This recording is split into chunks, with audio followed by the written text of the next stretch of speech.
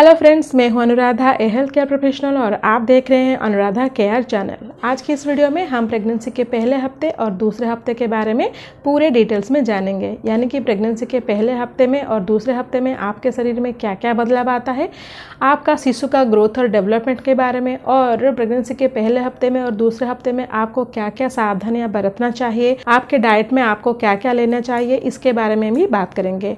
अगर आप प्रेगनेंसी के हर हफ्ते के बारे में पूरे डिटेल्स में जानना चाहते हैं, यानी कि हर हफ्ते में आपके शरीर में क्या क्या चेंजेस आता है, आपका शिशु का ग्रोथ एंड डेवलपमेंट कितना होता है और हर हफ्ते में आपको क्या क्या सावधानियां बरतना चाहिए, तो अनुराधा केयर चैनल का pregnancy week by week series को जरूर फॉलो करें। इसे फॉलो करने के लिए आप अनुराधा केयर चैनल को सब्सक्राइब करें और साथ ही साथ बेल बटन को हिट करके ऑल ऑप्शन को भी चूज करें, ताकि इस चैनल में अपलोड होने वाली हर इन्फॉर्मेटिव वीडियो का नोटिफिकेशन सबसे पहले आपको मिल सके। तो चलिए बिना देरी किए शुरू करते हैं आज का वीडियो।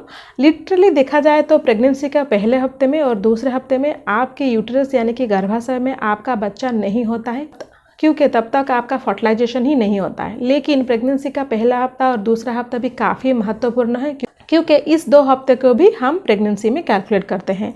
आपका लास्ट मेंस्ट्रुअल पीरियड यानी कि आपका आखिर माहवारी का जो पहला दिन होता है, उस दिन से ही आपका प्रेगनेंसी का जर्नी शुरू होता है। उस दिन को अगर आप डे 1 काउंट करेंगे तो उसके 280 दिन यानी कि 280 डेज के बाद या फिर 40 वीक्स के बाद ही आपका EDD यानी कि एक्सपेक्टेड डेट ऑफ डिलीवरी होता है, यानी कि जिस दिन आपका बच्चे का डिलीवरी का डेट होता है।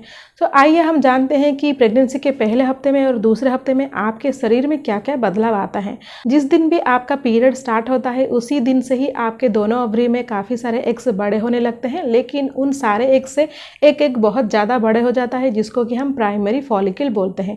और 14 डेज के बाद वो एग रप्चर होता है, जिसको कि हम ओवुलेशन बोलते हैं। ओवरी में एग के बड़े होने के साथ साथ आपका यूट्रस यानी कि गर्भाशय भी फ्यूचर प्रेगनेंसी के लिए अपने आप को तैयार करने लगता है, यानी कि यूट्रस में भी एंडोमेट्रियम लाइनिंग बनना शुरू हो जाता है। ये जो एंडोमेट्रियम लाइनिंग होता है उसका प्रेगनेंसी में एक खास रोल होता है, क्योंकि जब आपका फर्टिलाइजेशन सक्सेसफुल हो जाएगा, वो फर्टिलाइज्ड एम्ब्रियो आकर आपके इस एंडोमेट्रियम लाइनिंग ही अटैच होगा और इसी एंडोमेट्रियम लाइनिंग से ही आपका भ्रूण न्यूट्रिएंट पाएगा, पोषक तत्व पाएगा और धीरे धीरे उसका ग्रोथ होगा। तो चलिए हम जानते हैं कि आपका ओवुलेशन कब होगा। अगर आपका पीरियड साइकिल रेगुलर है, यानी कि आपका पीरियड हर 28 दिन से 30 दिन में आता है, तो आपका ओवुलेशन लगभग 12 से लेकर 15 डेज इसी अराउंड ही हो जाएगा। तो अगर आप जल्द से जल्द कंसीव करना चाहते हैं तो आपका जो पीरियड का स्टार्टिंग डे है उससे 10 दिन से लेकर 18 दिन यानी कि 10 to 18 डेज तक आप जरूर रिलेशन में रहिए, क्योंकि यही आपका फर्टाइल पीरियड होता है। इसी दौरान ही आपका एग रप्चर होता है, यानी कि आपका ओवुलेशन होता है। और जब ओवुलेशन होता है यानी कि एग रप्चर होकर आपके फैलोपियन ट्यूब में आता है, वो मैक्सिमम टू मैक्सिमम 12 से लेकर 18 आवर्स तक ही आपके शरीर में जिंदा रहता है, यानी कि अवेलेबल रहता है।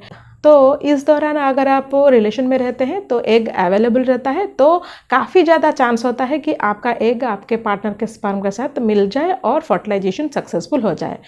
सो प्रेगनेंसी के दूसरे हफ्ते के लास्ट में या फिर तीसरे हफ्ते के फर्स्ट में यानी कि 14 से लेकर 18 डेज किसी भी समय भी आपका फर्टिलाइजेशन होने का चांस रहता है। चलिए हम जानते हैं कि इस समय आपको अपना ध्यान कैसे रखना चाहिए। प्रेगनेंसी के पहले हफ्ते में या फिर दूसरे हफ्ते में आपके यूट्रस में यानी कि गर्भाशय में बच्चे तो नहीं होता है, लेकिन फिर भी आपको अपना ध्यान ऐसे रखना है जैसे कि आप प्रेग्नेंट हो, क्योंकि आप फ्यूचर प्रेगनेंसी के लिए अपने आप को तैयार कर रहे हैं। तो इसीलिए आप अपना लाइफस्टाइल ऐसे खास रखिए जैसे कि आप कंसेप्शन के लिए तैयार हो रहे हैं।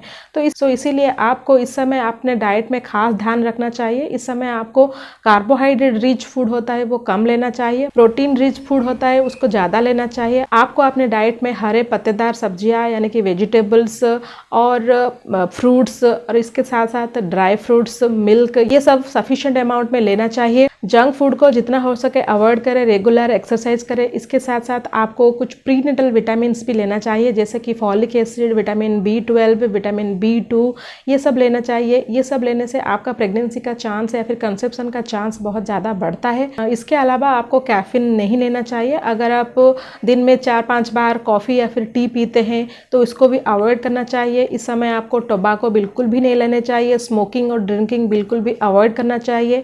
ये सिर्फ आप आपको ही नहीं बल्कि आपके पार्टनर को भी स्ट्रिक्टली फॉलो करना चाहिए। इसके अलावा अगर आप कोई मेडिसिन ले रहे हैं, जैसे कि थायराइड का मेडिसिन ले रहे हैं, बीपी का मेडिसिन ले रहे हैं या फिर डायबिटीज़ का मेडिसिन ले रहे हैं, तो आपने डॉक्टर को एक बार ज़रूर कंसल्ट कीजिए। मैं उम्मीद करती हूँ ये वीडियो आपके लिए हेल्पफुल रहा होगा और प्रेगनेंसी के पहले हफ्ते में और दूसरे हफ्ते में क्या क्या चेंजेस होता है इसके बारे में आपको एक डिटेल जानकारी मिल गई होगी। अगर ये वीडियो आपको अच्छी लगी तो लाइक ज़रूर कीजिएगा, साथ ही साथ दूसरों के साथ भी शेयर कीजिएगा और एक नई इन्फॉर्मेटिव वीडियो के साथ फिर मिलते हैं। तब तक के लिए stay healthy and stay happy.